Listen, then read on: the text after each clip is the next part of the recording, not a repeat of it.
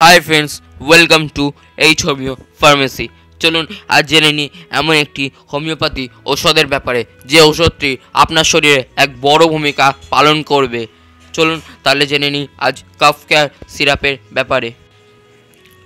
যে সমস্ত রোগীরা যারা সর্দি কাশি, শ্বাসকষ্ট, নিউমোনিয়া, ব্রঙ্কাইটিস ইত্যাদি ক্ষেত্রে ভুগছেন, অতিরিক্ত কাশি, কেশে কেশে দম বন্ধ হয়ে যাচ্ছে বা শেষে বমি হয়ে যাচ্ছে, কফ ওঠে, মোটেই কম উঠতে চায় না, রাতে ঘুমোতে পারছে না, শুলেই কাশি বৃদ্ধি হচ্ছে, বাচ্চা থেকে বয়স্ক সকলের জন্যই সমান উপকারী এই কাফ সিরাপটি।